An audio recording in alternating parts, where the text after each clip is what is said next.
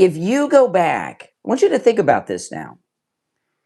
If you go back to well-known criminals in the television era, right? Which type of defendants go on television and do interviews all the time? You know who? The guilty. The guilty. That's right.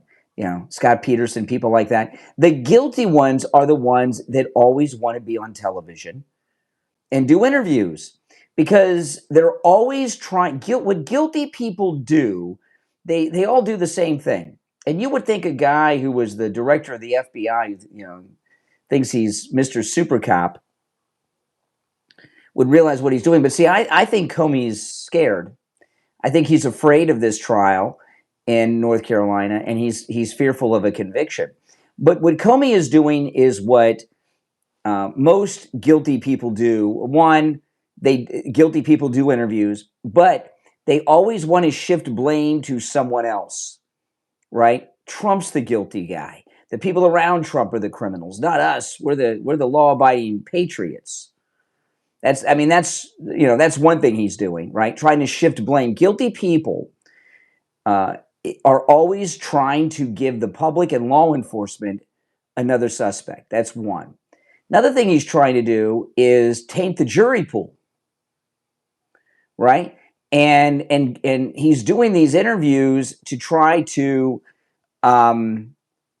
convince the public that he's not guilty. Now, I haven't heard really any legal analysis of what Comey's doing, but I got a question. I don't have the answer to this because I'm not a lawyer. You know, this is something like Mark Levin could break down. This is what I wonder. You know, when you're on trial in the United States, we have a Fifth Amendment which allows us to choose not to speak to law enforcement or testify in a trial against us, right? Because it's the right against self-incrimination. Self-incrimination. We have a right to not incriminate ourselves. However, if he's doing all of these interviews about the case regularly, has he waived that? Do you understand what I mean? You know, if he's out there doing interviews, this is the second or third one I've seen him do in the last 4 or 5 days. He's on Meet the Press. He's on CNN. He's on MS Now. Does this waive his right where he will be required to testify, that he can't opt and say, no, Fifth Amendment, I'm not going to testify? Or can he be ordered and compelled to testify in the criminal case because he's waived that privilege, the Fifth Amendment privilege, by doing all these interviews? I don't have the answer to that. I'm not a lawyer, but that's an interesting question. Maybe if somebody on Fox has Turley on, they could ask Turley that question. That would be a very good, but Turley on Fox, his analysis on Comey is very biased. I think Turley on Fox is afraid of Comey because the analysis that I've seen him give on the Comey case throughout the entire thing has been very bizarre to me. But I remember once there was Lois Lerner testified in a House hearing. This was many years ago. Some of you may remember this. Lois Lerner testified in a House hearing, and she gave an opening statement. And then when it came time to do the questioning and answering, she invoked the Fifth Amendment. And they said that she waived her right by giving an opening statement, that because she spoke out about it, that she's already testified, so she couldn't do that. I don't know. I know this. Comey thinks he's above the law. And one thing I've told you guys many times, as hard as this is to understand, Comey doesn't think he's a criminal. Comey thinks he's a patriot. He thinks he's Captain America. He thinks he's the greatest American hero and that he is saving us in the United States from Trump, okay? So he doesn't even think of himself as someone who's done anything bad. Let me go through this one more time because, I just thought this was insane talk.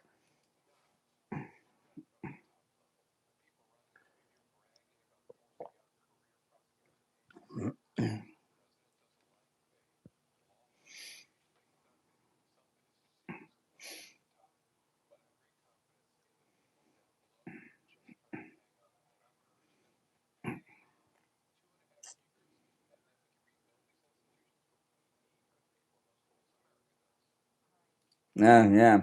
And, the thing about Comey here, to me, this is without question a call to action, a call to action to those that are working for the government right now, that are working to undermine the president and are getting nervous. And he's asking them to continue to undermine him. Keep your jobs. Don't leave. Stick through it. Keep quiet. Don't out yourself, because in 2.5 years, we'll be back. In his mind, in Comey's mind, I know this will sound nuts. In Comey's mind, he might think he's going to be FBI director again. Would it surprise you if he thought something like that? But there's a lot of other treason going on, like with Lauren Boebert. Lauren Boebert, and the president said that he will endorse anyone who steps up to run against her in her primary in Colorado. She's out there endorsing mass. What's going on with Lauren Boebert? I went through her financial disclosures to Congress, and they're very weird. She had a financial disclosure last year. That was the most recent one I came across. If there's been one since last year, I haven't seen it.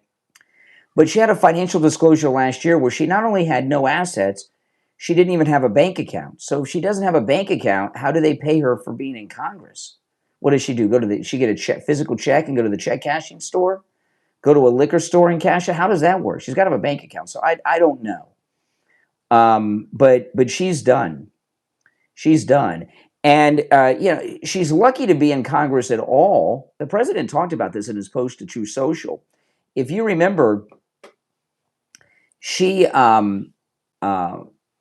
was going to lose, and she actually had to move and run in a different district because she was not going to win in her district. So, she was very lucky to get reelected. She was reelected from a different district, not the original one she was elected in, because she was very unpopular. And we know she's a weirdo because she had that strange thing that happened with her and that guy when she went to see that play. You know what I mean? They were making out, and he was feeling her up, and she was doing all kinds of weird stuff in that play. Remember that? And she was kicked out. So we know she's a sleaze. She's very weird. She got lucky to get in Congress, Lauren Boebert. She got very lucky. When Beto was running for governor of Texas, and he was traveling around running for governor of Texas, remember? She went to a kind of like a town hall event, a speech he was given outside somewhere on the steps of some building. And she showed up there and asked him a couple of questions and made him look stupid. And it went viral. And next thing you know, she's in Congress. She got in Congress on a lark, and all of a sudden she thinks she's equal to President Trump, and she's going up against President Trump. There's something off with her. I don't know exactly what it is. I don't know if she's got a situation going on like Marjorie Taylor Greene or something else. But this is not something she just did. There's something else in play behind the scenes. I've always found her very weird.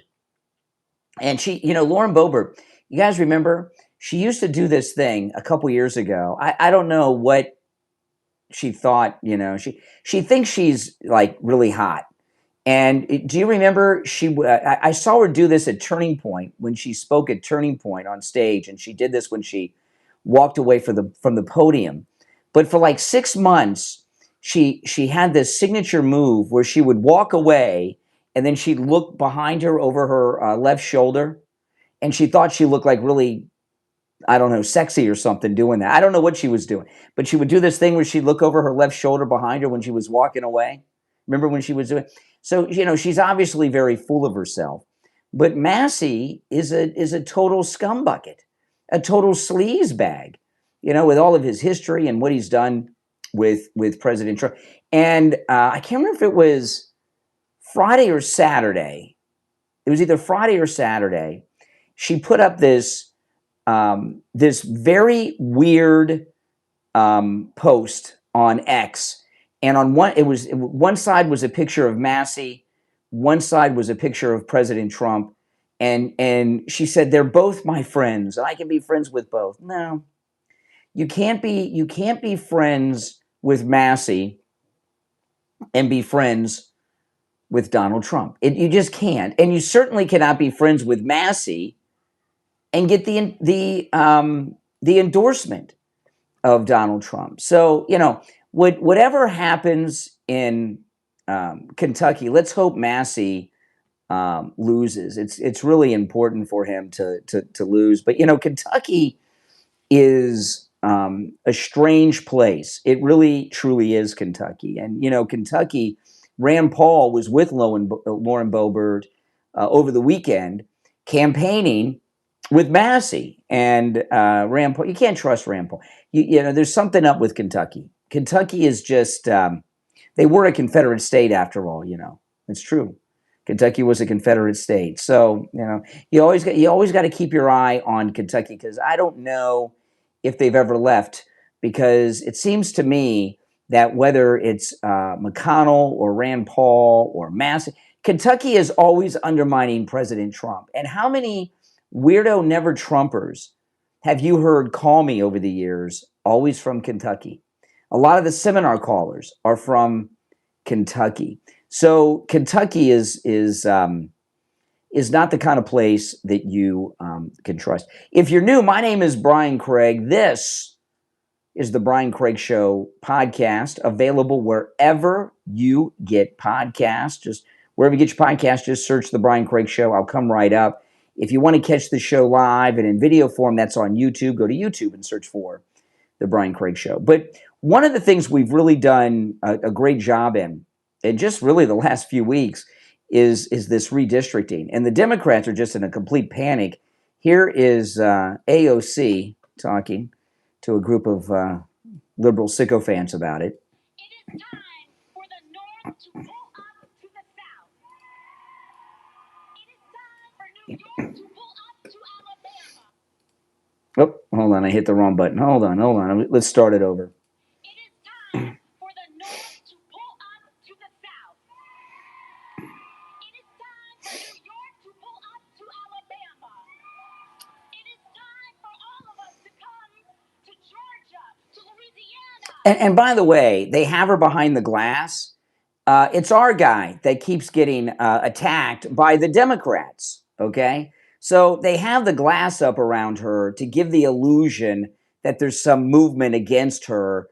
No, it's President Trump is the one that has to be behind glass, not these Democrats. The Democrats are the ones that have been gunning for Trump, literally, as recently as the White House Correspondents' Dinner. It is time for the North to pull up to the South.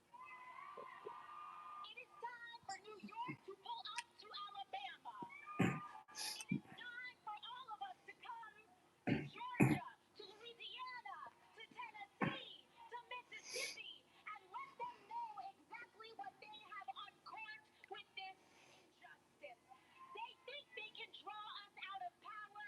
They do not know the sleeping giant that they just awakened. What, the one that just lost 15 congressional seats, the Democrat Party, just due to redistricting? Because it is not a coincidence, and our whole country must understand that it was not until voting rights were ratified in this country that we got the Great Society. Oh, the Great Society. What? Boy, oh boy. Have you ever heard anyone, when's the last time you heard someone brag about the Great Society? The Great Society was one of the most destructive things that's happened to this country. Not only did it create more poverty, it completely destroyed what was before the Great Society an intact black family structure. It's been a long time since I've heard somebody praise the Great Society. That it was not until voting rights were ratified in this country that we got the Great Society. Because when black Americans Ugh. have the right to vote and that vote is protected, our schools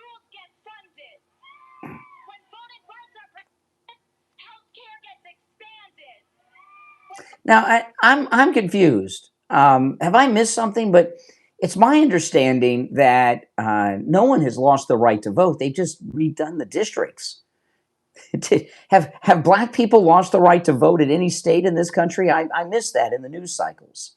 Voting rights are protected. Our country moves forward. In Montgomery, that's what they're actually afraid of. They're afraid of us coming together. They're afraid of us protecting one another. Alabama is the crucible. Georgia is the crucible. Tennessee, Louisiana, Mississippi is the crucible. So if you are not from here, it is time to pull up. Because what they thought was the final blow is actually just the opening silo. The opening silo? Doesn't she mean salvo? What is she? They're in a panic. They're in a panic because they know the party is over. All right, now listen. I want to take a quick break. If you'd like to call in, you're certainly welcome to do so. If you're watching live on YouTube, the number is toll free and it's pinned in the live chat. It's the same number I use in the mornings, 888-465-2631, 888-465-2631. We'll take a quick break and be right back.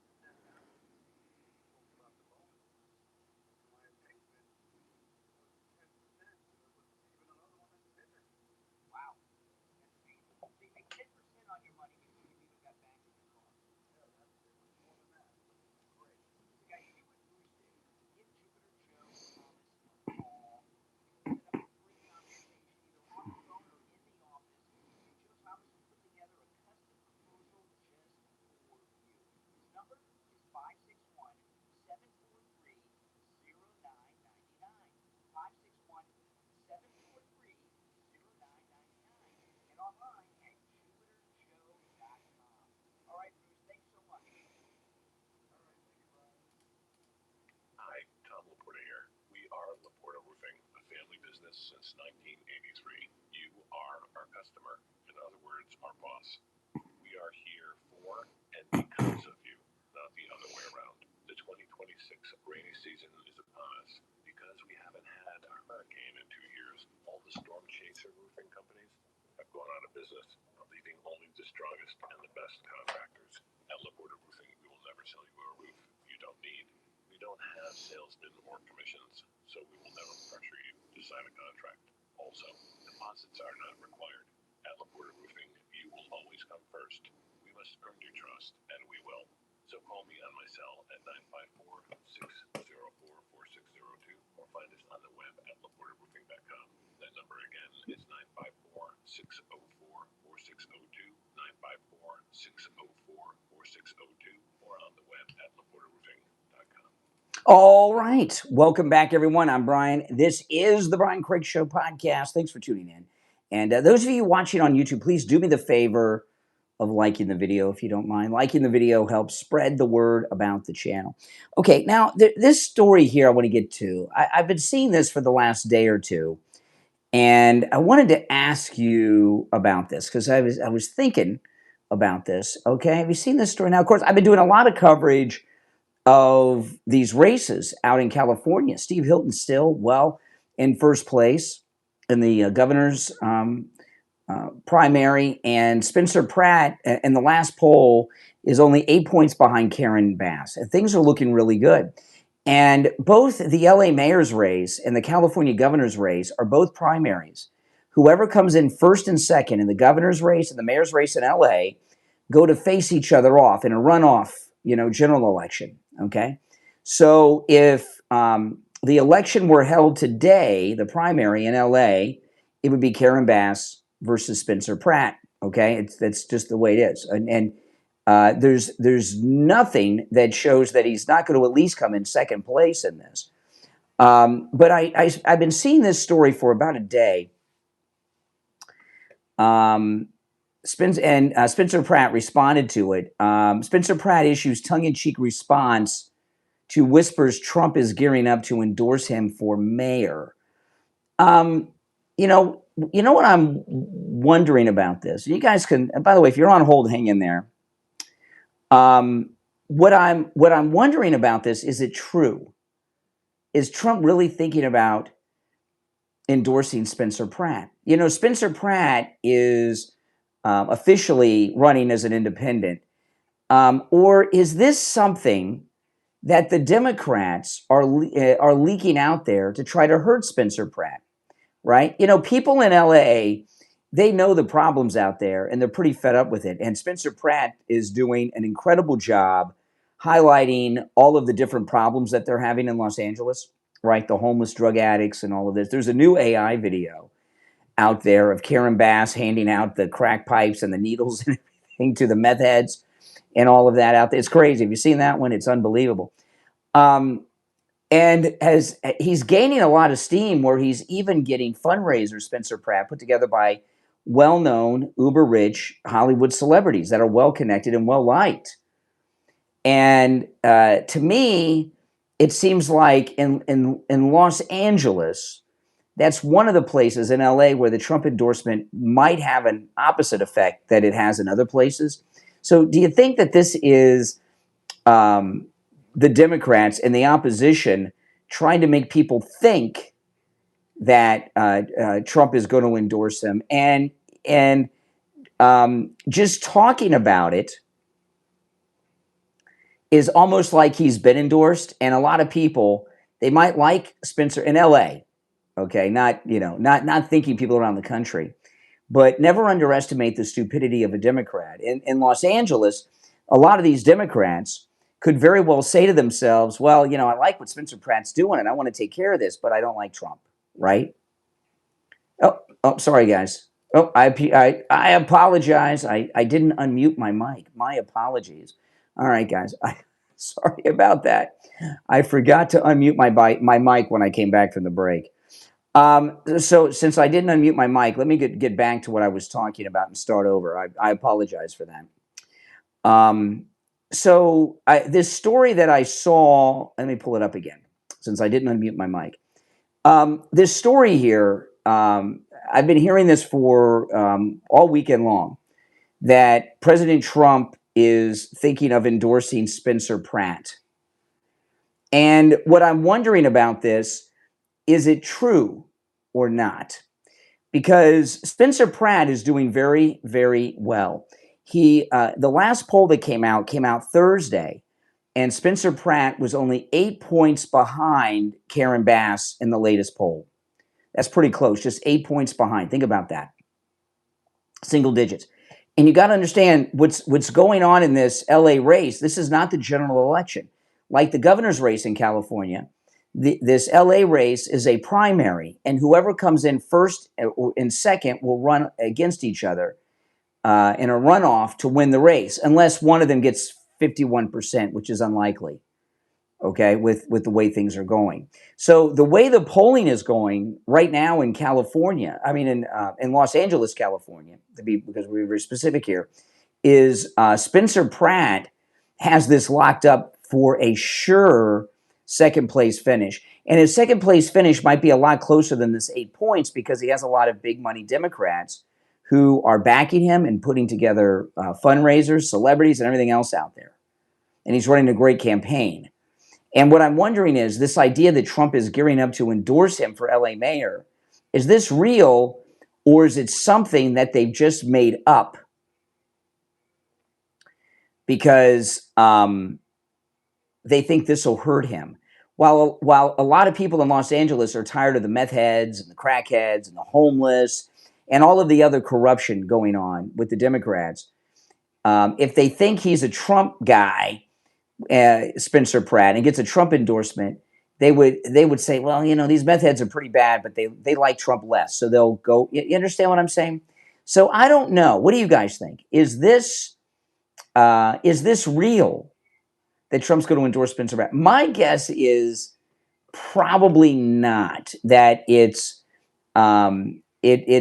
the other side trying to do damage to Spencer Pratt, who's doing so incredibly well right now. But you guys can let me know what you think about that. And there's a lot of desperation going on with the Democrats nationwide.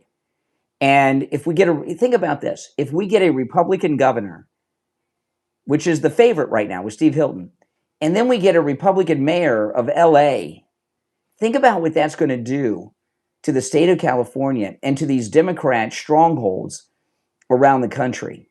It would have a devastating impact. And, in California and in Southern California, where things are been so bad for so long, you get two good Republicans and they do good things. Like I saw a great ad on X earlier today. It was of Steve Hilton talking about why are gas prices always $2 more a gallon in California. So, you get the governor who's a competent person like Steve Hilton, and he gets gas prices down. And you get a mayor in LA like Spencer Pratt, and he cleans up the homeless and does the things he's talking about doing. So many people in California have never lived under a competent Republican government before, that they'll feel like they're in paradise with even small changes, that would be like the final blow to the Democrats, who have been all but devastated due to the redistricting that's been going on. And so I don't think that it's true that Trump's going to endorse Spencer Pratt, because I think you don't know till it happens. It's 50-50 at best, but maybe much worse than that the other way. It could turn a lot of people against Spencer Pratt just because it's LA. Now, what I would like to see is a lot of ICE presence in Los Angeles as the election time comes around, so that so that people are going to stay home and not go and vote who shouldn't be voting. Now, do any of you have Netflix, by the way? I didn't watch this live last night, thank the Lord, because I would have been so furious if I did. But I did watch it this morning, and I fast forwarded through all the fights until the last one. And what I'm talking about is the Ronda Rousey and Gina Carano fight. It lasted 17 seconds. And, I couldn't believe it. If you blinked, it was over. Now, I remember when Tyson was the champ, and some of those matches with Tyson ended quickly, but there was a real fight against real fighters, and he hit him, and they were. When I saw this today, I watched it this morning, and with Gina Carano and Ronda Rousey, 17 seconds, and Gina Carano did nothing. Well, other than make over $1 million. I mean, she did make over $1 million, and Ronda Rousey made a little more than $2 million. But there was no competition. There was no. It was like the biggest. I felt like scammed. And this is. But I can say this: having watched the 17-second fight, I have, for the very first time in my life, watched a complete MMA fight. I've never watched a complete MMA fight from beginning to end. But the reason I share this is because we have, over the summer, we're going to have the MMA fight at the White House. And I'll be watching that. And I know you guys will be watching it. And it is pretty cool. If you've seen the artwork of the MMA ring that they're going to have in front of the White House, it's going to be super cool. But I just hope there's like some real fights, not some celebrity thing like this that's not even, come on.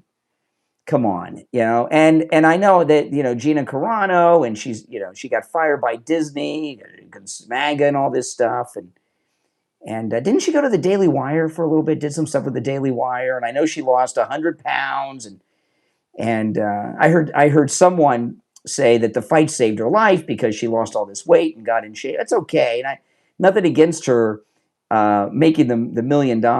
But if the fight is over like this in 17 seconds, and this wasn't like Tyson comes out and you get a right hook to the side of the head and you're knocked out. Ronda Rousey came out, threw Gina Carano on the ground, got on top of her. It looked like, because I could only see Ronda Rousey kind of from behind, so I didn't see from the Gina Carano side, but it looked like she was punching her in the face a few times, and then she pinned, and that was it. It was over. 17 seconds. I mean, it was, could you imagine if you had paid to go to that fight, what you would have felt like? Oh my goodness. Would you not have wanted your money back? And I saw there were a lot of celebrities there, right, that they were showing right before the fight started. I don't know. Do you think those celebrities really pay, or do they get comped to go? I'm not sure, but I know this. I would have been plenty ticked off. All right, now I'm going to take a quick break, and when we get back, there's a lot more to share. I'm Brian. This is the Brian Craig Show. If you're on hold, hang in there. If you'd like to call in, the number is 888-465-2631. 888-465-2631. Back right after this. What happens when the life you built no longer feels like your own? From author Liz Schwartz comes a deeply emotional story about healing, rediscovery, and finding love again when life feels far from over in The Woman She Left Behind. Available on Amazon. After 40 years of marriage,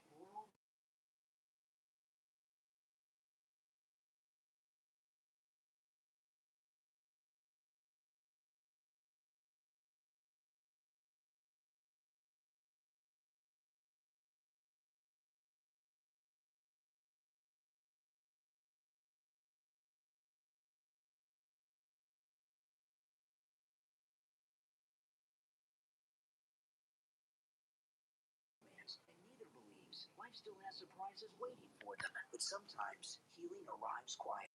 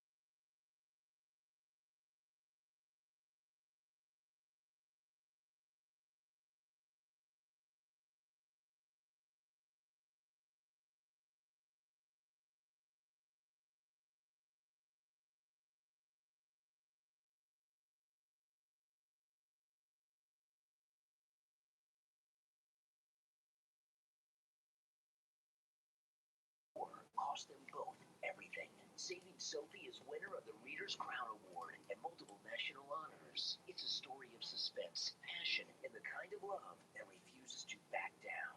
Order your copy of Saving Sophie from author Kate Bowman on Amazon for free, but only for a limited time. So order your copy right now. Saving Sophie from author Kate Bowman on Amazon. All right, welcome back, everyone. I'm Brian. This is the Brian Craig Show podcast. Thanks for joining. You know, Ilhan Omar, you see this story came out over the weekend. Amy Brock, the ringleader of a massive Feeding Our Future $250 million COVID fraud scheme, told the New York Post that Ilhan Omar was in on it. And I know, so many people are saying nothing's going to come of this. Nothing's going to happen. No, there have been a lot of arrests. And in fact, J.D. Vance has talked about the arrests that have happened and the ones that are about to happen. And, I was talking about this a couple of days ago on the show. And listen, James Comey's facing trial in July. He's been arrested, and his federal trial date is set. So, this idea that no one gets arrested, those days are over with the arrest of one of the top guys, which is Comey. So what I wanted to, tell you is this, and this is a very important thing for you to understand. J.D. Vance has to make this work, right? There's a competition between J.D. Vance and Marco Rubio to be the next president after Trump, the next MAGA president. That's true. And Marco Rubio has this great list of accomplishments as Secretary of State already that makes him maybe the greatest Secretary of State we've ever had in the modern era in this country, maybe in our entire history. So J.D. Vance, who's been put in charge of bringing these fraudsters to justice, he's got to make it happen. And if he doesn't make it happen, he's in big, big trouble because he'll have no accomplishments going up against Marco Rubio. And the reason so many of us in the MAGA movement keep pushing for Marco Rubio is because he's done so much. So, no, believe me, Ilhan Omar is in a lot of trouble. And like Comey, if you watch interviews with Ilhan Omar lately, she's not looking happy. She's looking scared. She really is. She is really, truly concerned about this because as much as we know about what she's done, she knows everything that she's done, okay? And when Comey gets arrested, when someone like Comey is getting arrested, someone like her, they don't have those protections. Now, I wanted to share this with you. And the left, this is MS Now. They're talking about the redistricting in Louisiana. Listen. Well, you attended a public hearing there in Louisiana before the vote was held early this morning. What did you hear from voters? Well, Ariel, the reason it went so late into the night and the wee hours of the morning is because so many people came out to testify in front of that committee in opposition to their efforts to redraw congressional lines. Okay, now I want you to look at these two maps. Let me shrink it down that you want to show on YouTube. Look at these two maps. Okay, this is Louisiana. The map on the left are the congressional districts before, and the ones on the right are the congressional districts that how they're going to be when in Louisiana moving forward. And you can see there's hardly any blue left with the redistricting. And they had this strange district of blue that went right through the middle of the state, zigzagging all over creation through the state, and that's gone, right? And the American Spectator, they did an analysis, American Spectator, conservative, no big fans of Trump either, but they did an analysis with the redistricting and with the race-based districts. And while there have been about 20 to 22 districts that people look at that were drawn to be black districts, which the Supreme Court says illegal now, the American Spectator analysis believes that it's over 100 Democrat House seats. In fact, over 120 House seats held by the Democrats, they believe are only held through racial gerrymandering, like this in Louisiana that you're looking at here. And the panic that you have with the Democrats everywhere is because they know that the game is up, the party is over. You know, they have been using the race card, and the race card and all of these things happen because of the Democrats and the discrimination of segregation and Jim Crow that they were bringing. But all of this happened because of the Democrats, not because of the Republicans. You know, that's the reason there were these race-based districts in the beginning. But over the years, the Democrats have played the race card so much, and not only have they intimidated over the years Republicans from even attempting to redraw these lines, they convinced people that it was the law. In fact, it has not been the law since around 2013, but Republicans have been intimidated with the Democrats calling them racist all the time when they went to redraw them. And for the very first time, we're seeing Republicans all over this country govern like they won the election. And you see what's going on here in Louisiana. Here in Florida, where I live, it's a similar thing. There's very little blue, and it's not because the Republicans are gerrymandering. The Republicans are undoing the gerrymandering. And the problem is the Democrats, their entire election strategy nationwide is based around the gerrymandering. And if you notice, it's been weeks, maybe even months, but it's certainly been weeks since I've heard anyone anywhere say, well, the party in power historically loses in the midterms. They're not even talking about that anymore. The Democrats and the media have totally conceded the midterms are going to go to the Republicans. Now, when we win, they're going to say, oh, you know, the Republicans gerrymandered all the districts. Well, let them, I don't care what they say. No matter what happens, they're always going to say that what we're doing is racist, okay? That's just what Democrats do to Republicans, whoever the Republican is. So let them say whatever they want to say. I don't care. But with this election and then in 2028, the next two House races that we have, we're going to finally see true representation in the House of Representatives that represents the public in this country. And the Democrats are going to be shrinking like nobody's business. Now, if you're new to my program, welcome. This is where MAGA comes to talk. I'm here every weekday morning, but I'm also here on the weekends and in the afternoons during the week and most weekends as well. So make sure you subscribe and click the notification bell. And if you're watching on YouTube, please do me the favor of liking the video. When you like the video, it gets the program recommended to people that have not yet found the channel, and that helps me out a lot. My name is Brian Craig. This is where MAGA comes to talk. I'll see you bright and early, first thing tomorrow morning. Take care. Thanks for tuning in.